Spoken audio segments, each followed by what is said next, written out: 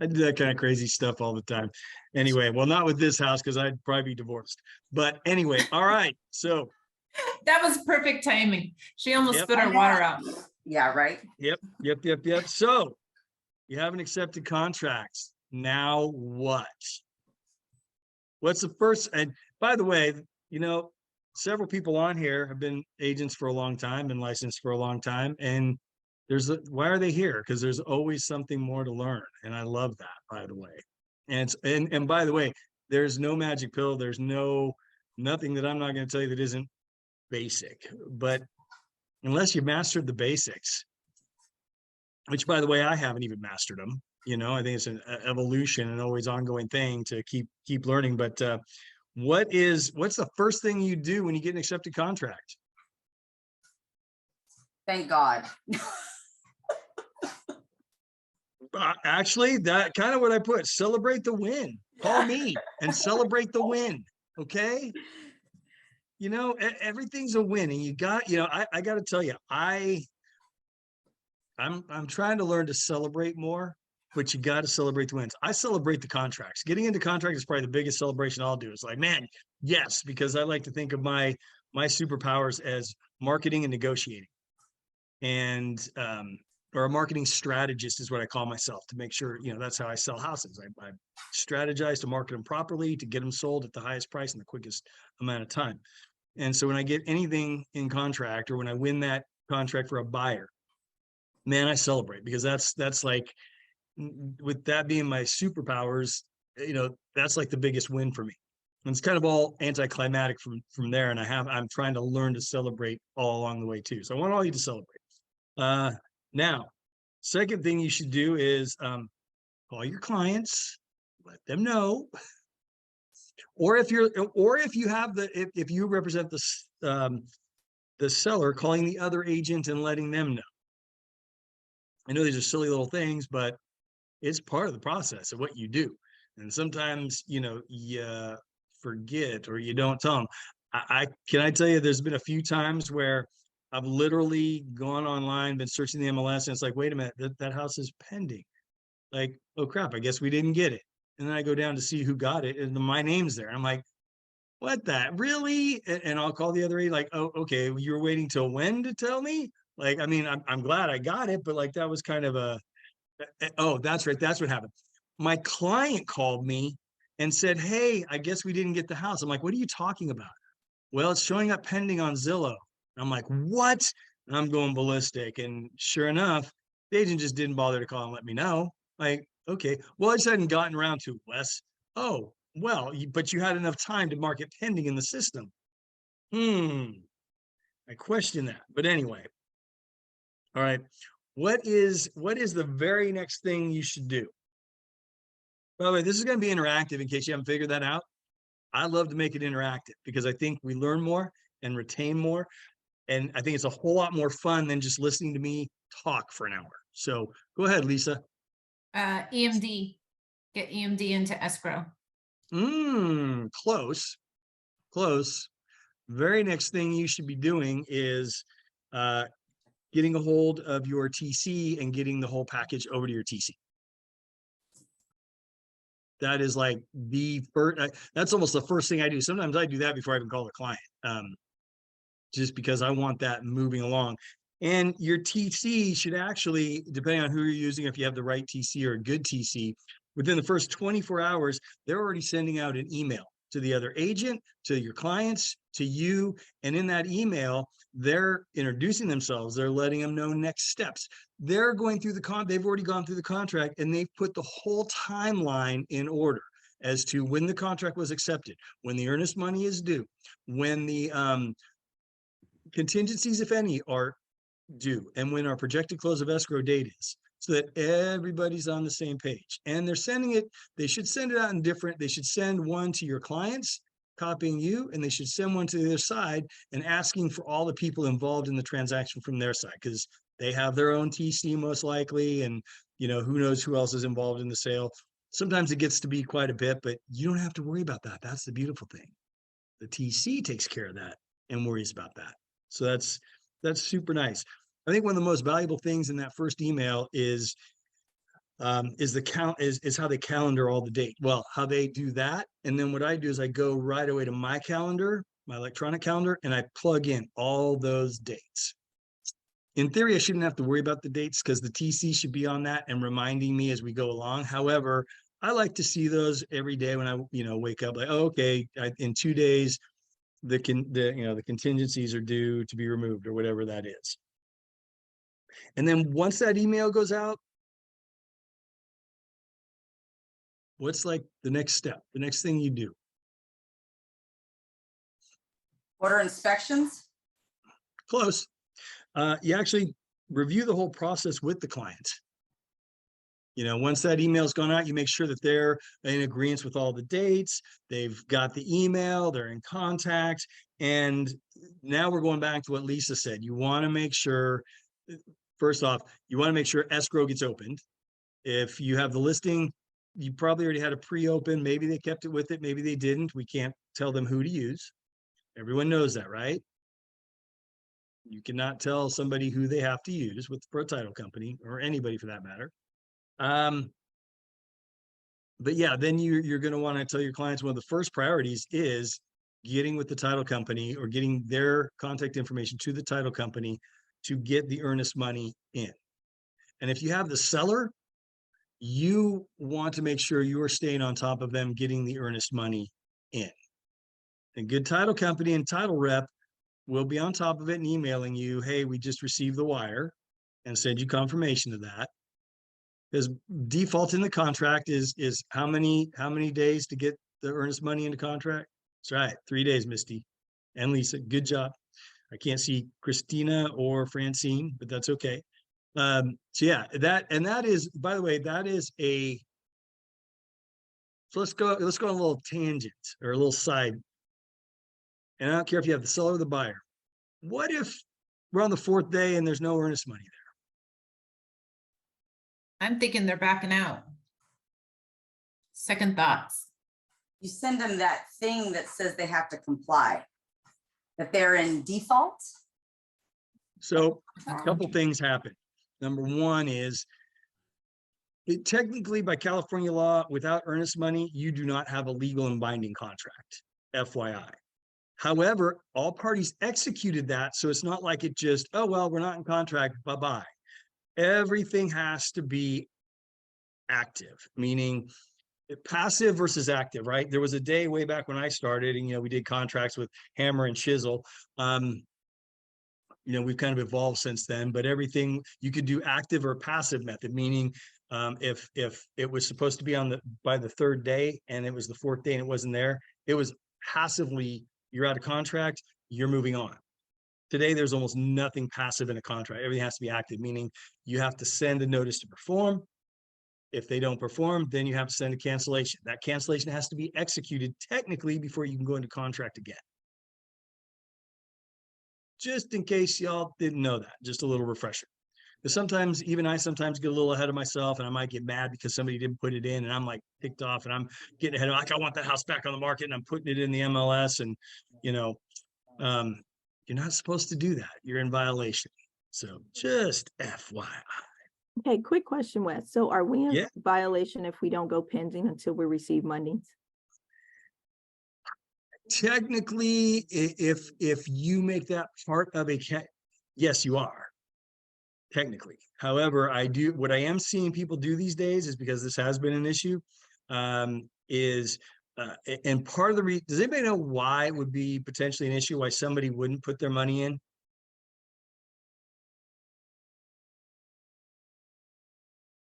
So in a hot market, people are writing multiple contracts on multiple properties.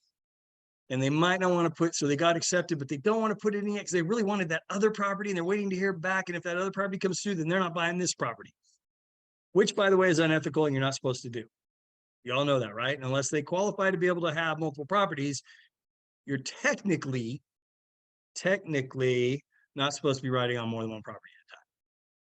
Now, because I'm being recorded, that's my story and I'm sticking to it. You want to call me offline? We'll talk.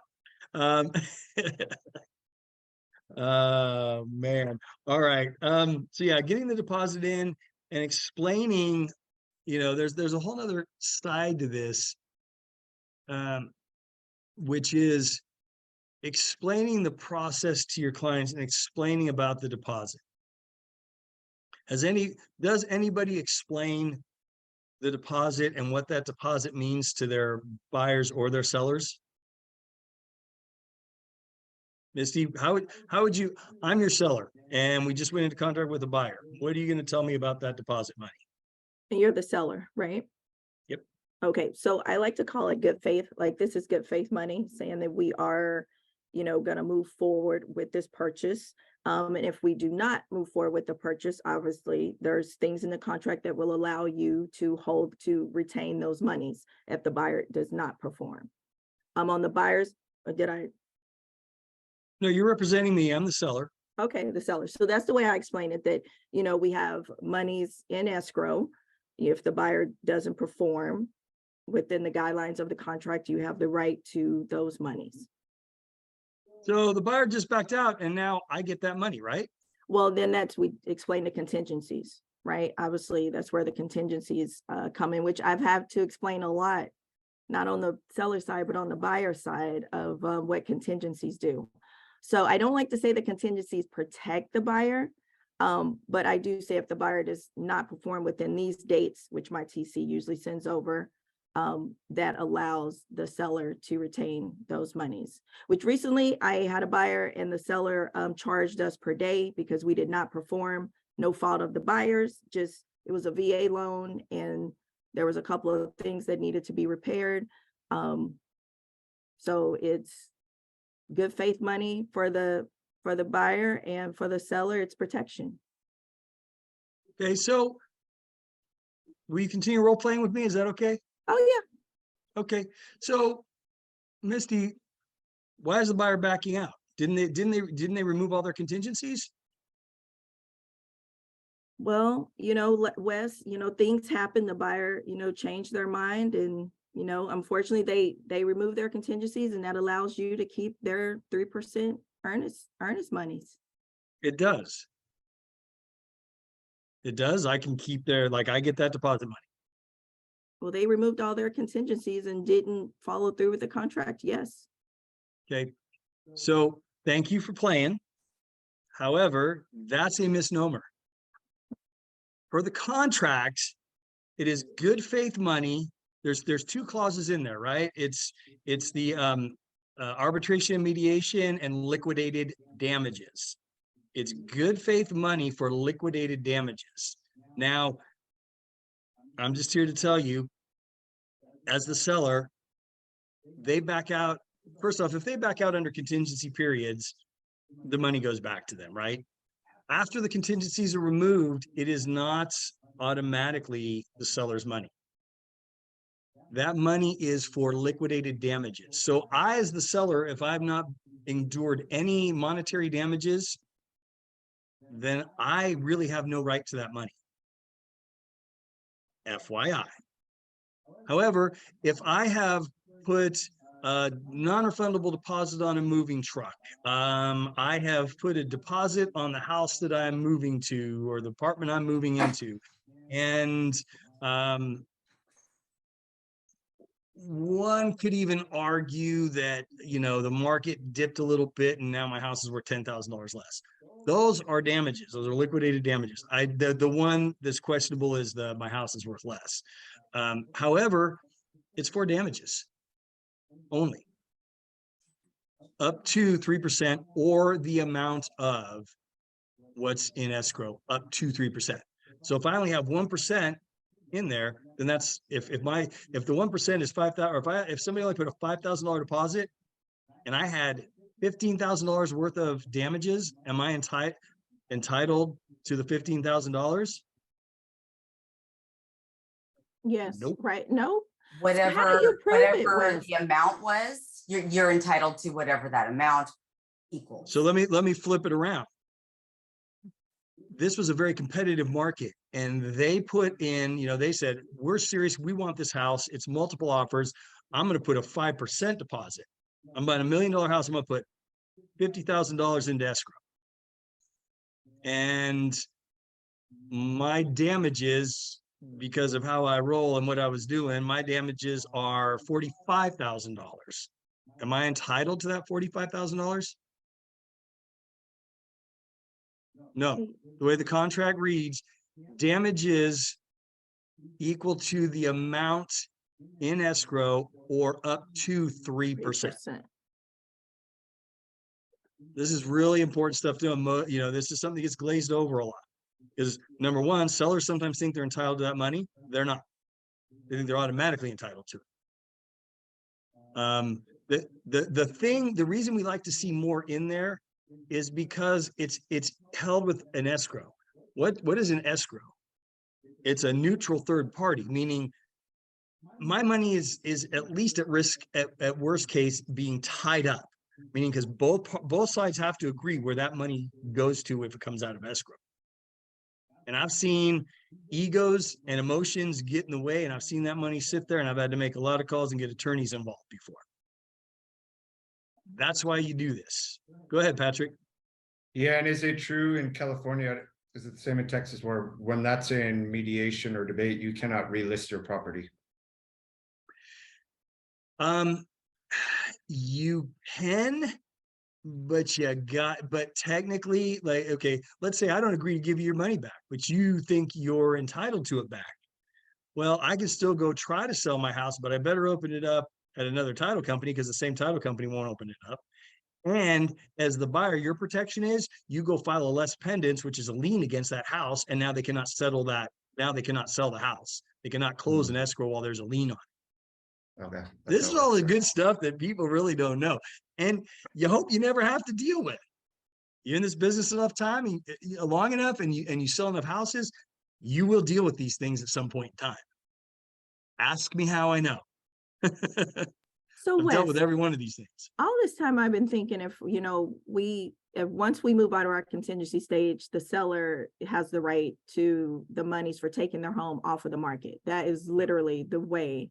And just in December, when I read it, because we were in a situation, it was like, oh my God, they get to keep the freaking full 3%. So they would have to show that there's damages. So what, I mean, would they just send that to us? Like you said, if they had a moving truck, or at that point, do we get attorneys involved? Well, you never want to get attorneys involved. I mean, unless you have to. And really, you don't necessarily get attorneys involved. It's not your money. It's not your fight. You know, your job is to represent in a real estate transaction, the buyer, the seller, whoever you're representing, and your fiduciary is to represent them. But that becomes a legal matter, right? That's almost a legal battle. Typically, you get the brokers involved at that point. The brokers talk it out and try and organize it or resolve it. We're just starting this escrow. Oh my gosh. Wow. This is a lot. This is crazy train. It's gonna have to be a two-part teaching.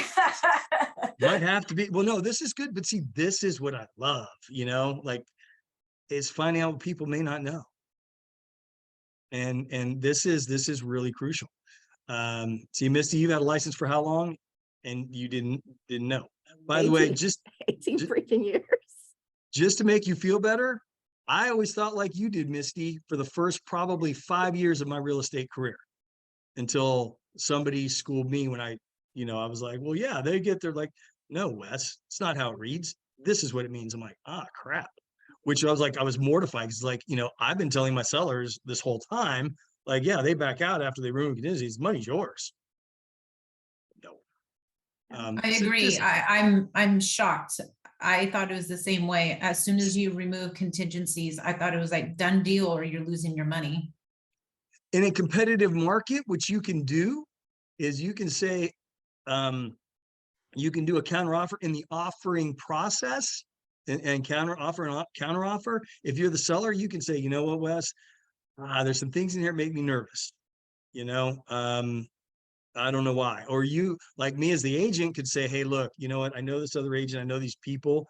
They've backed out of like 3 other deals. Because sometimes you get that intel, right? And I would tell my sellers, like, I want to protect you. We might want to think about putting a clause in there that says, upon removal of all contingencies, buyer agrees to release good faith deposit to seller as non-refundable. Done. Now you're covered. So Wes, can you repeat that real quick? yeah, you can, in the offer and in the negotiating, so the offer counter offer process, if you're representing the seller, you can in that counter offer say buyer agrees to release good faith deposit to seller as non-refundable. By the way, these are all being recorded. They all are going to be on YOU-NIVERSITY. So you can always go back and watch them anytime, pick up little nuggets. Yeah, that is now, as a buyer, as representing a buyer, would I have my buyer sign that, or my buyer looks at me, is this normal? No. Should I do this, Wes? I can't tell you whether you should or not. How bad do you want the house? It's a competitive market, and you got to be very careful on how you advise people. You never want to say, oh yeah, you no problem. Because guess what? They lose that money and then they sue you because you said shouldn't be a problem. Go ahead, do it. Never do it. So all right, can we move past that? That was fun. There's questions in the chat. Melissa had something in the chat.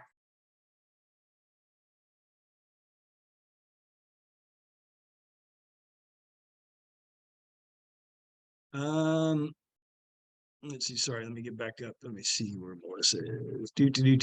I said, in theory, you have a right back to your earnest money, and sellers could try it, but in reality, we live in California. Yeah, it's very rare that a court is going to rule against the buyer. Sellers are looked at as like big business. It's like, just how it is. So, all right. So now we've talked through the process. We've opened escrow. We've gotten the dates. We've discussed everything with our clients. Now let's talk about the buyer. What is the next thing you should be discussing with the buyer, or the next step? Now that you have this in contract, you've opened escrow, you've made sure they fully understand deposit.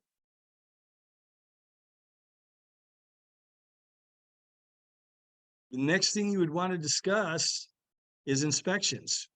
Oh, Melissa, just unmute yourself. Yeah, Melissa's right. Inspections. You want to discuss, first off, did they have a full disclosure packet and inspections done up front? And did you waive that contingency because they've already been reviewed? For the sake of this teaching, let's say the seller did not have any inspections done. So what would a conversation look like?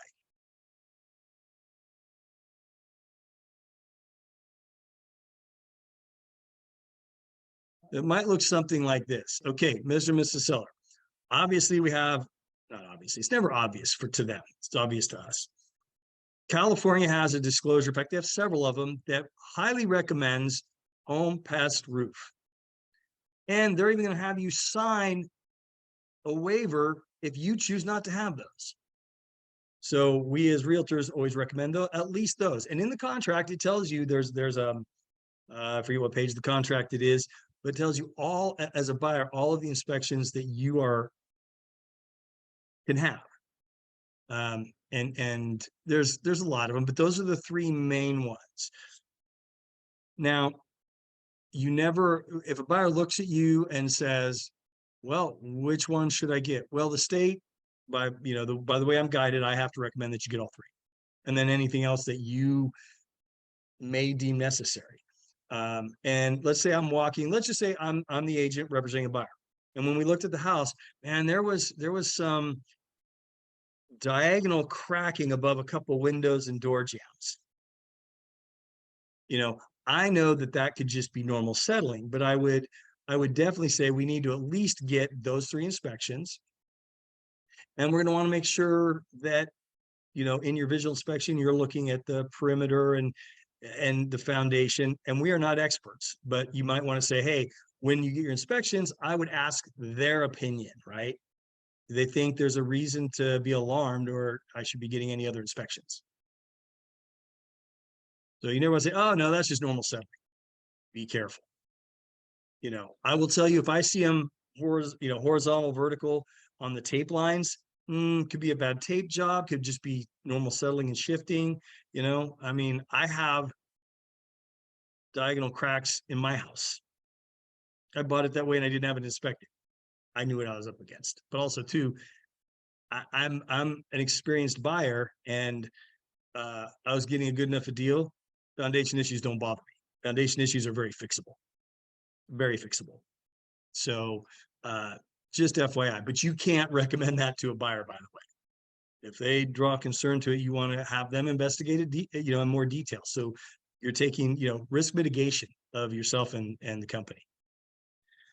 And then, so I'm a buyer. I want to get, yeah, you know what, Misty? I want to get those 3 inspections. Who do you recommend I use? And can you set that all up for me?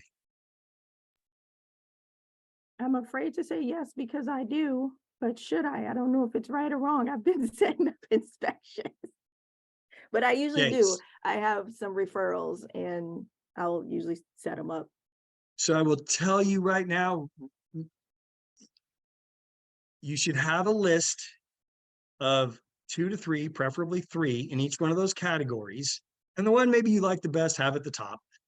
Say, you know what, Misty, I'm going to go ahead and email you a list of vendors. If you don't have anybody that you're tied to or you know that does pest, roof, or home, I'll send you a list. You know, do your own research, call them, you know, if you want, see what kind of pricing they have. They're all might be a little bit different, and then let me know, and I'm more than happy to set them up from there. Well, Misty, can't you just do that for me? Okay, here's my email. Here's the list, but just to confirm, you're not attached to any, you know, in writing, have them at least in writing say, you pick, I don't care. That covers you. Because when they buy that house, they move into that house, and all of a sudden the HVAC doesn't come on and isn't working, and you didn't get them a home warranty. They're going, Misty, what the heck? You ordered this inspector. You told me to hire this inspector. Why didn't they catch this? I don't have an air conditioner. It's friggin' 105 degrees outside. What are you going to do about this, Misty? This is your fault. If you think those conversations haven't happened, I've had them. Ask me how I know. It's always best to make the recommendations. Like, that's fine, I'll pick them, but I'm still going to send you the recommendations. I'm still going to get it in writing to protect myself. It's just a clarifying point. Clarify the conversation. And I won't order it till I hear back from them, by the way, because I want to make sure it's in writing. I want to protect myself and my agents. This WR reputation affects everything you do affects all of us. Is there a way to backtrack if you didn't do that in writing? Nope, there's not. So just make sure you do it in writing moving forward. Well, hey, by the way, again, ask me how I know. Did I always do it this way? No. Trial and error. We're here. That's why we have so many classes, and we really try to answer every phone call, be there, and just educate at the highest level so that we don't have, so that you all don't have these issues. You know, I can tell you this, I've written a lot of checks in my day. I call it a cost of doing business because I'm more focused on just getting the deal done, and I miss steps. It happens, and it's going to happen. Yeah, I have that's a where. question. Do we have Yeah, a please. list? Do we have a list of vendors in the area, 3 of each? And then we More can than that, always in put the our toolbox. in the toolbox. Okay, perfect. Yep. We do. So now once all that's done, what's the next step? Anybody have an idea?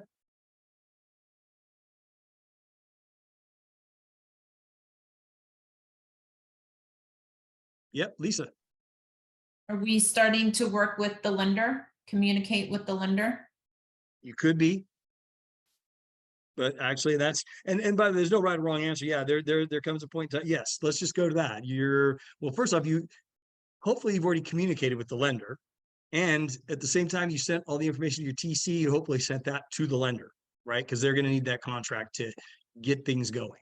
So actually, I missed that. I actually put that up with, that kind of almost goes in line with the TC sending the contracts over and getting everything to them right away to make sure the process is expedited in a very professional and quick fashion.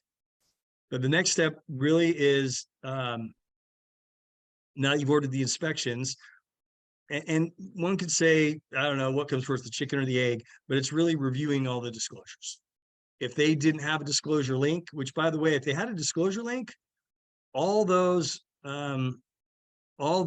should have been reviewed by the buyer and by you prior to writing that offer, by the way.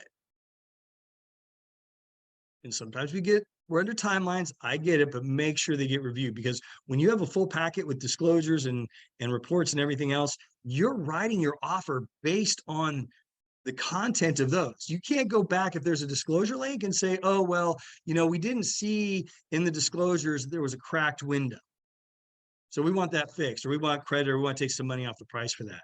Nah, I know how it works.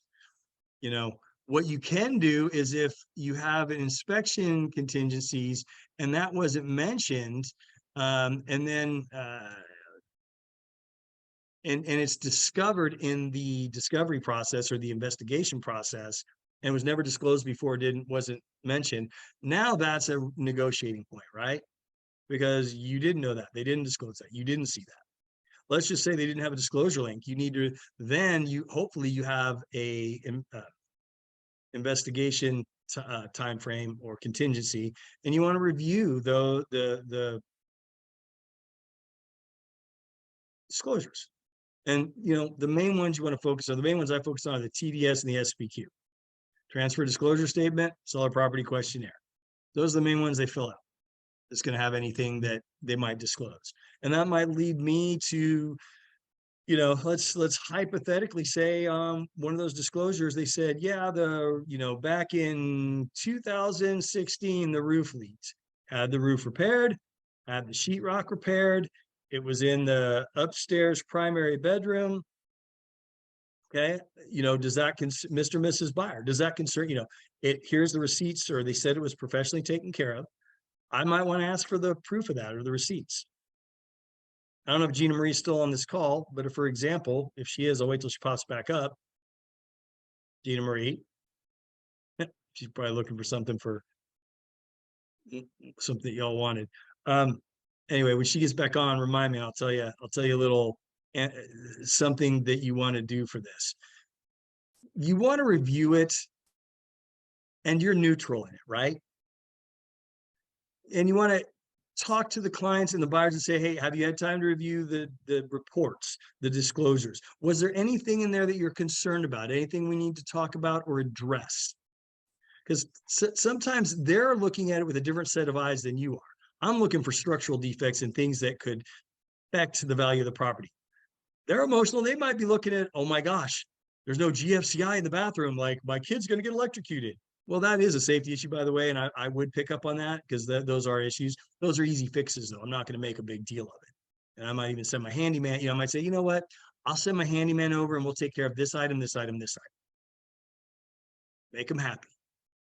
Now, when you have issues, so like if we ever sell our house, I have to disclose 3 floods in my house in less than a year. 3. Now, what's my best way to somebody? What's my, yes, my wonder, for those of you who are newer, yes, my lovely wife in less than a year flooded our house 3 times. So okay, technically twice. She's technically what we call, or what I call, a home wrecker. She's wrecked our home 3 times, guys. I'm just telling you. So that being said, I have a file and receipts on everything, on how I cured those, that I would literally show somebody, even if it's 10 years down the line. Hey, we had these these issues. We didn't claim any of them on insurance. They were expensive to fix. One of them was very expensive to fix, but I have all the receipts of the companies that did the work, and I made sure they were all, or for the main one, I made sure was all licensed, insured and bonded vendors. So that, first off, an insurance claim can mess up a home sale, by the way. If you didn't know that, we can tell, that's a whole nother conversation. So anyway, you want to make sure and check in with the buyers and make sure they're comfortable with everything on there, and then make sure that if there's anything, that, again, because they're maybe looking at it from an emotional standpoint, and there may be things on there they don't fully understand. So now that we've gone through the inspections, or we've gone through all the disclosure, all the inspections, let's say we have not, the sellers didn't do the inspections. You now have gotten direction from the buyers to order the inspections. You order them. It's inspection day. What do you do?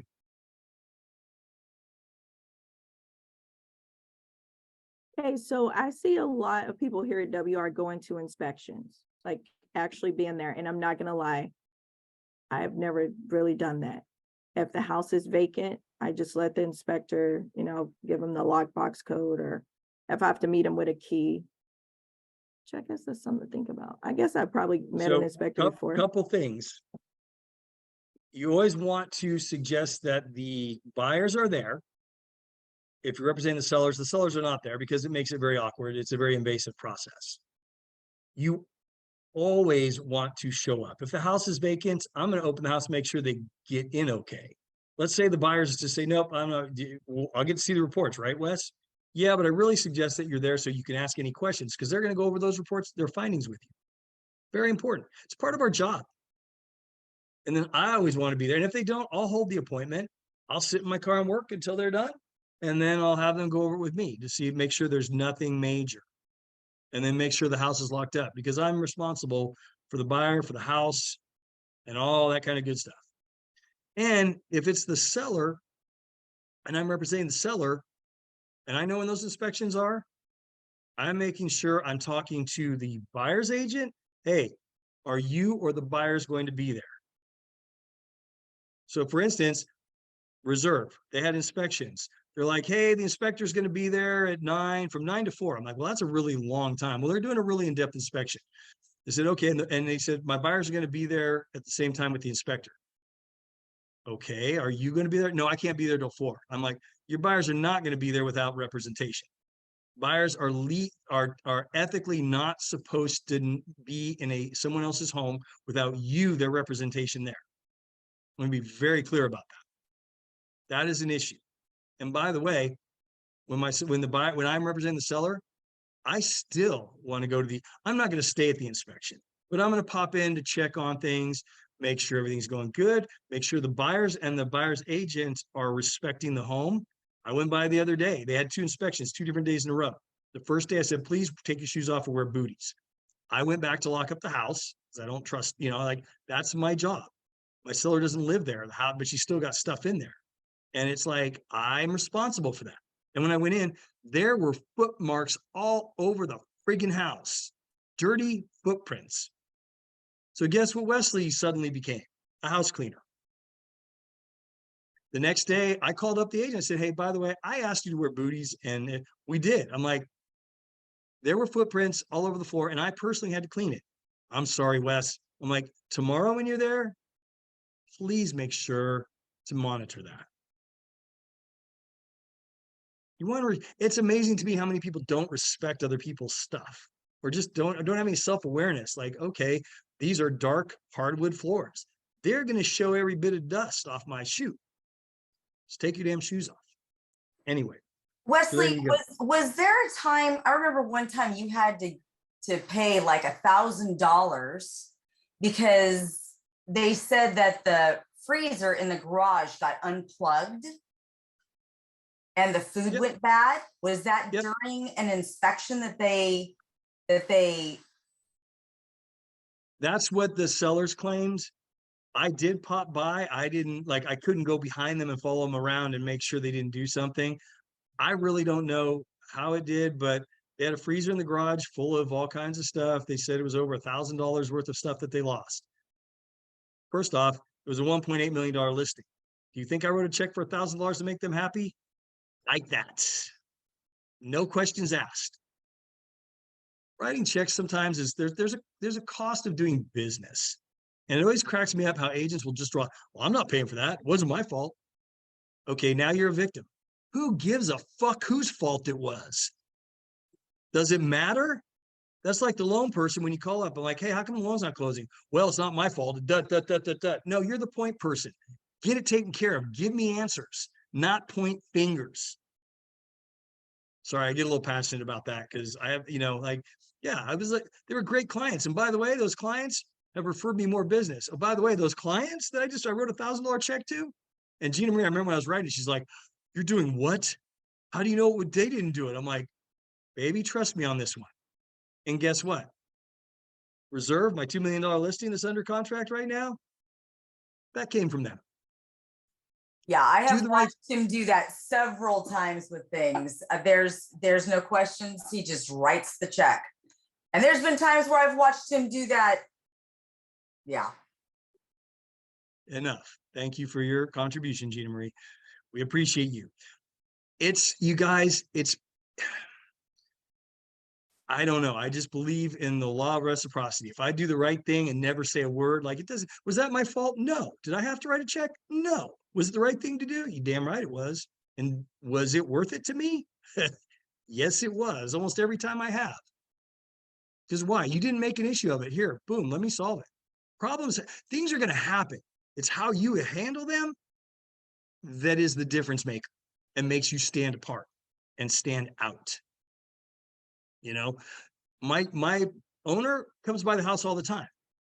I could have just said, and like left those footprints or not check the house. No, it's my job to be there at those inspections, check on the house, make sure it's locked up, make sure the windows are locked up, you know, because I don't want to be liable.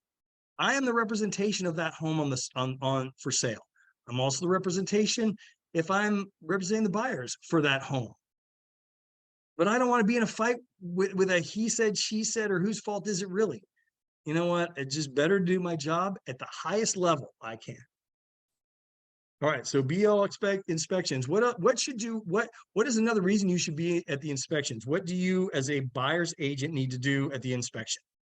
Educate yourself of the findings. So when your client asks you questions about them, you know how to respond. 100%. What's one other thing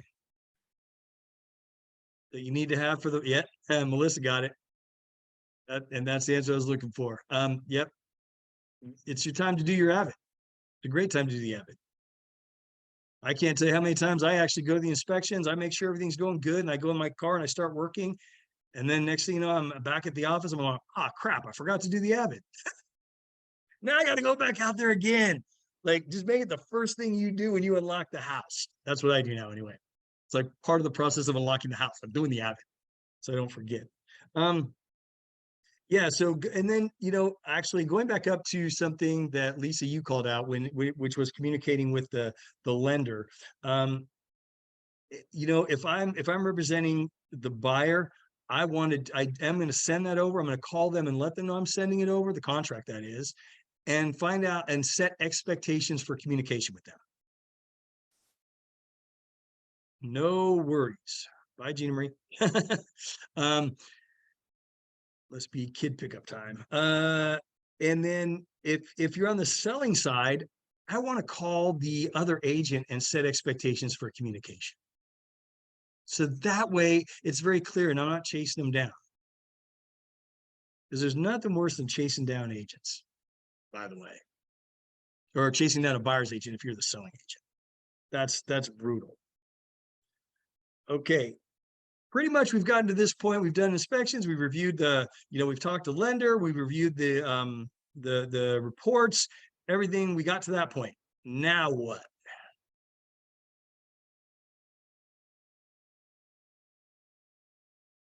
I'll give you a clue. Remove contingencies. However, Say that. how do you protect yourself in removing contingencies?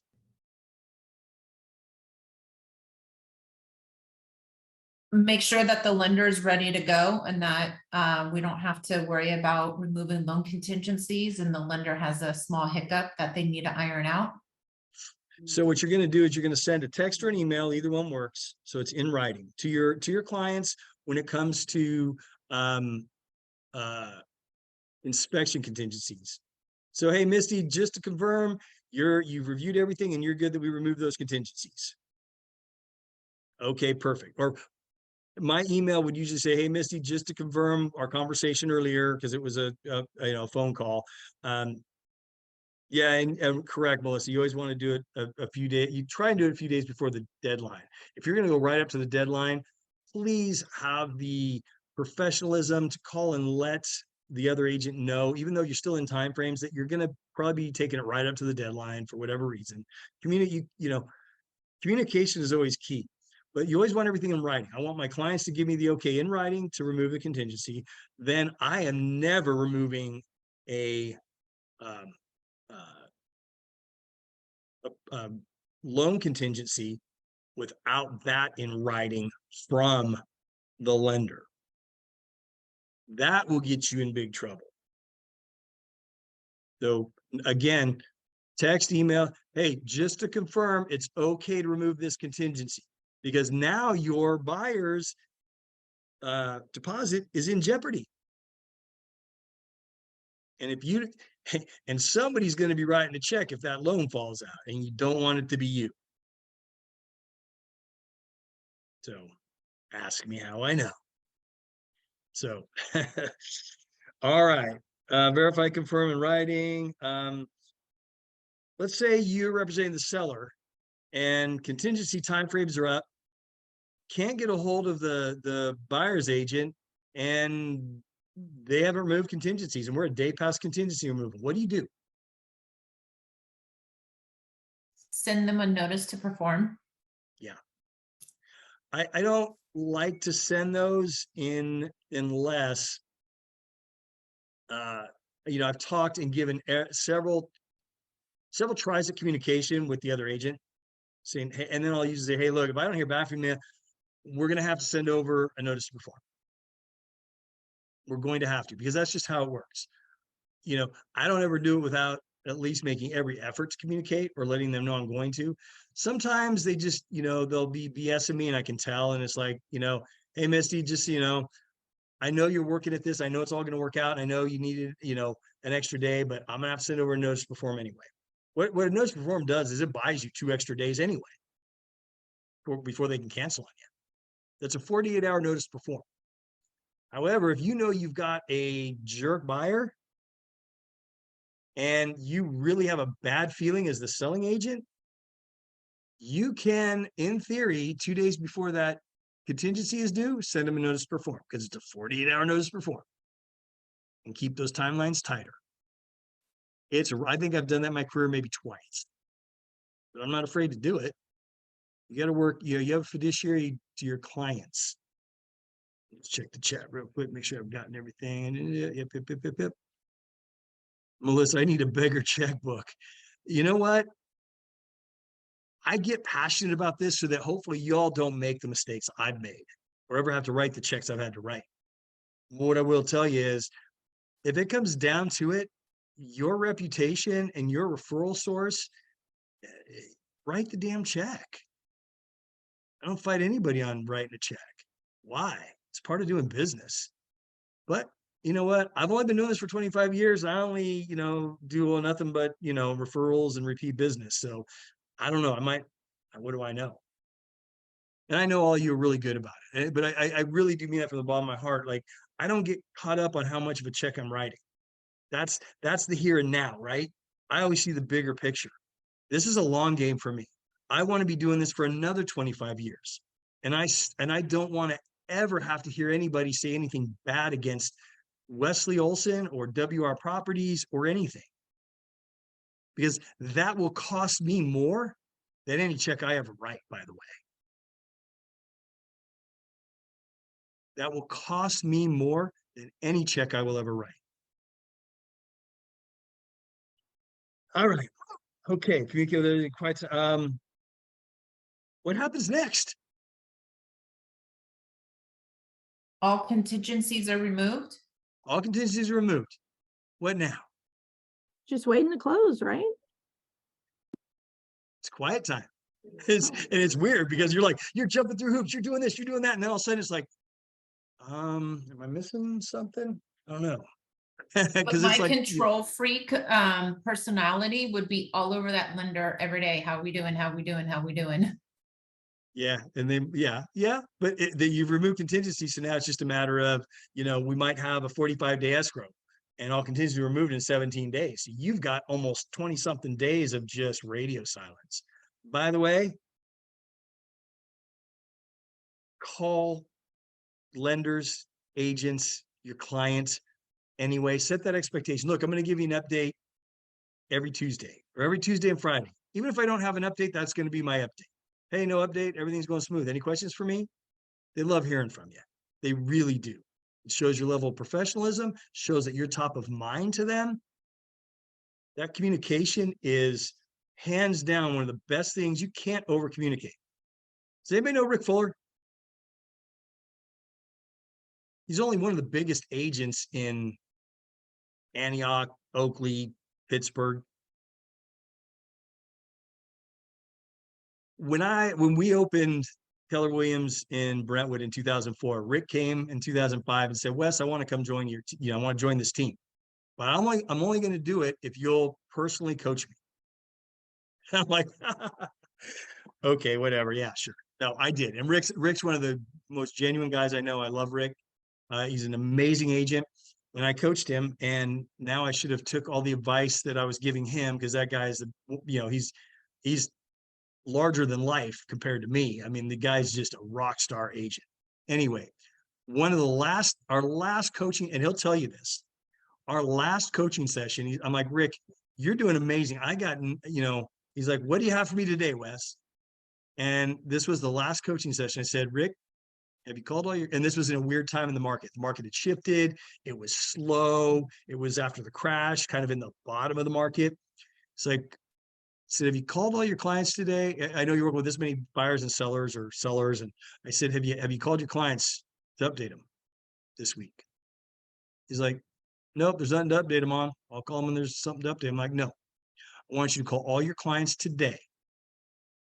He's like, what am I going to say, Wes? I said, here's the dialogue. Hey, Misty, how you doing? I know that there's nothing going on in your house, but just wanted to update you. It's been slow. That's the whole overall market. Did you have any questions for me? Do you have any concerns? Literally that simple. And, he'll tell you this day, it's probably one of the single most best pieces of advice he ever got. Make calls every week. Have a set day to call clients, to do lead follow-up. And just, even if you got nothing to say, I say, hey, got nothing for you today, but just wanted to check in. It's my Thursday check-in. I got nothing. Do you have any questions for me? Because again, remember what I told you guys? Well, you've heard me talk about this in the past. I do that, and guess what? My phone is so quiet. It's a beautiful thing. If I have clients calling me, it's not usually to tell me, Wes, you know what? You're a great guy. You're a great realtor. We love you so much. No, it's because there's an issue and I missed something. Just saying, anyway. So yeah, it's just quiet time. And then I want you guys to always express the title company. Okay. So Christine, I don't see your face on here. Lisa, I don't think you've done a deal yet, but you know what, Lisa, actually you're a good one for this. You were entitled in escrow, correct? Correct. Well, and over there, it might be a little bit different. I'm curious to see how many, on a percentage basis, would you say how many agents went to their buyers or sellers signing? That's interesting. Not all would show. And I think it's really, it's upsetting to me to see, because it's a lack of commitment to your client if you don't show to the signing. 100%. Typically the agent would call me as their escrow officer and say, I'm available at this time, or I'm available on this time. Does that work for you, before I reach out to the client? Because the really good clients would want to make sure that they were available with my schedule before they offered signing dates to their clients. Yes. Title companies out here have gotten lazy. They're production only. And I set expectations, because I'll tell you what, there's been so many times where it's like, all of a sudden I call my clients, I'm like, hey, title should be calling you to sign anytime now. I left a message for them. They're like, Wes, we signed last night. I'm like, what? I go ballistic, and I call that rep and I light them up, and I'm using language that I shouldn't be, because I want to be at every one of my signings. It's my job. I get paid a good commission. I get paid a good amount, and it's part of my job. And it finishes out the deal, and it shows them that, and you know what, most escrow officers or signers or notaries will say, they'll usually just acknowledge me anyway. Like, you know how lucky you are, like most agents don't come to signings. And I'm always like, I don't understand how anybody couldn't. And by the way, I'm calling the title rep and my clients. Hey, I plan on being there. I'm stopping by Starbucks. What would you like? And I always show up with coffee, and then I buy a whole bunch of goodies and just put them out for everybody to eat. Sometimes they don't. I don't care. What that cost me? $15. But they're just like, it's making it fun. It's keeping it real. It's showing them that you're genuinely interested. And also too, really the most important thing, the biggest, baddest, scariest thing is the net sheet. After that, it's all stuff. But you're there in support, and it makes them feel great. And it's a great way to finish it out. It blows my mind that agents don't go to their signings. I'm with Lisa. That escrow is probably calling me and find out what my schedule is first. In addition to that, a lot of people have been doing the mobile notaries. And I don't know if any of you guys have been present with mobile notaries. And I know we have some really good ones, but there's some really awful ones out there, and they like to push paper. Yep. And I know on the escrow side, you are representing me as the escrow officer. I expect you to do A, B, and C. And, to see some of them just push the paper and not have the education of even just the papers that they're signing. So especially when they're remote signings, I highly encourage everybody to be there because they don't know the transaction. They don't, and I've had to explain a lot of paperwork, which I hate to do because it's not my place to. I'm not an escrow officer, but you know what? It makes them feel a whole lot better. And then I usually call the title rep and say, hey, this notary sucked ass. And that gets noted, and eventually they get pushed out or don't get called on. So guess what? We are at time, and guess what? We only have 2 things left to do now. Anybody know what the last 2 things are? Keys. Get the keys. Yes, the keys. Now, Keys. personally, I'm kind of, you guys know I can be a little busy, and that's kind of an anticlimactic thing. I was at the closing table with them, so I'm usually pretty good. So I usually throw a contractor box on the property with the key in it. That way I don't have to coordinate schedules. I let them know, hey, you know what? I'm going to let you know when it funds. I'm going to call, let you know when it records. And as soon as it records, I'm going to call you. I'm going to give you the combo to the lockbox that I put on, and here's where it's at. That way you can let yourself in anytime. And one thing I'm going to start adding is I'm going to start leaving a little gift in there, because a lot of agents say, I've never done that. And it's kind of, I should, because it's an easy, I mean, I've had buyers where the sellers have selling agent has left a gift for my buyers. And I think that's pretty awesome. And I'm looking like a jackass, by the way. Like, dang it, showing me up. It's actually pretty smart, and I can't fault them for that. They're smart. And then the very last thing you do,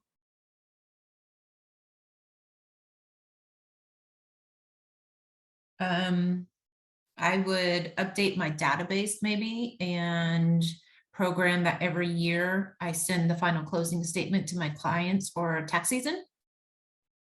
that's a great thing to do that I don't have on my list. So thank you for that. Oh, Wes, that's #1. Well, it is for you. Like I'm not perfect. There's some things I miss or don't do. I got a lot of good stuff all the way up to the closing table. I'm pretty spot on. And after that, yeah, I might drop it a little bit. And that's the #1 call escrow gets at tax season. I can't find my final closing statement. So I always try to tell anybody as agents. Call me. And you guys are all usually pretty good about sending them, and I keep a file. So I usually just go right in and go, boom, here you go. And maybe, you know what, that's something I'm going to add. In fact, I'm going to make a note right now. Send closing statement at end of year. But the other thing, the last thing you should do other than that, because that's, that could potentially be a year later, or a month later, or whatever it is, send them a thank you email. And actually, this needs to go up. You actually want to do this before they get the keys. You actually want to do this right after signing. Send them an email with a link to Zillow or to Google or wherever you want to get them to do a referral. Make it easy. Send them the link and ask for excuse me, what do you call it? Not a reference, not a referral. Let me help me out here. Oh, testimonial. Yes. Review. Review. Thank you. Review. Thank you, Patrick. Dang it. And not a bad Yeah, idea to ask for that. I guess I could before just look down closing. at my notes since it's right there, but you know, you really, because here, okay. You guys all, you can leave anytime, but I'll stay on for another couple minutes. So just as a side note, when do you typically have the biggest issues in a transaction? Lisa, you won't After know the answer to closing, this yet. What's that? after we close, Yeah. You'd be surprised how many people move in and like, oh, look what they did. Look what they left. They didn't clean the place enough. Most of the time I go over there and I'm laughing because I saw the place they sold. I'm thinking, are you the pot or the kettle right now? I don't even know. But the reality is, those are the kind of things that happen. Or they, you know, they left their stuff, or you know what, the best one, and this has happened several times, they didn't pick up the dog do. Like, are you kidding me? Okay, here comes Wes with a shovel and a bag. You know, but it's a, you know, and now they're, you know, moving day is stressful, right? Moving day is stressful. Getting everything transferred over is stressful. And, you know, like closing day, closing table is one of the most glorious times for them. It's like, woohoo, we did it. Now they're moving in. You know, the beginning is pretty stressful, getting the loan going and getting through that whole process. Getting the keys and moving in and finding out, you know, after all the furniture is removed and finding and seeing there's stains in the carpet, or, you know, the outline on the carpet from where it's wet, you know, the sun has kind of discolored it, or the walls and those kind of things, or that they took the washer and dryer that they said that we negotiated that they were going to leave. So Wes, we forgot our final walkthrough. Ooh, good catch. See, good catch. You guys are paying attention. I like it. Yep, we did. By the way, always do a final walkthrough. Explain the importance to your client. Per the contract, your clients have the right to walk through and do a final walkthrough within 5 days prior to the close of escrow. I usually do it on the day of signing because you still have time to stop the escrow if something's wrong. And what are you looking for? Things left behind, maybe some damage that was possibly covered by furniture. To me, it's always been things left behind. I think that's like that's a the big thing. biggest thing. And by the way, if there's stuff left behind, what are you going to do?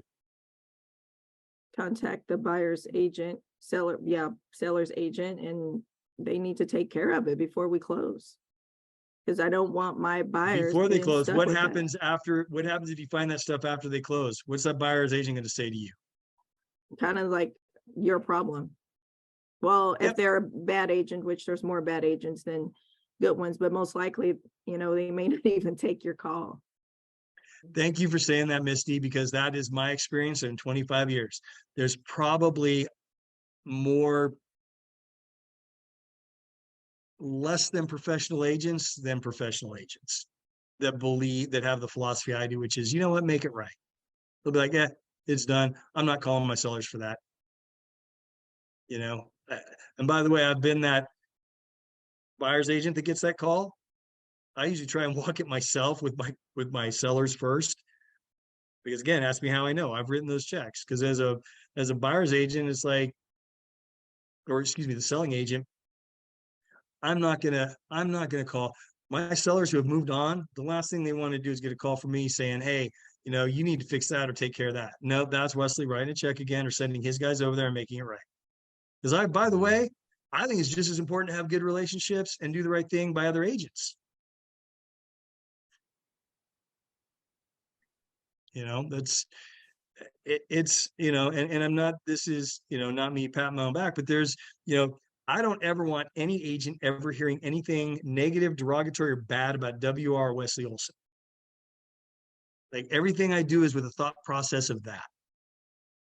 Because to me, I think the worst thing that could ever happen is, you know, you're excited, you're doing something, or like, you know, or you're submitting an offer and it's like, oh, you're with WR.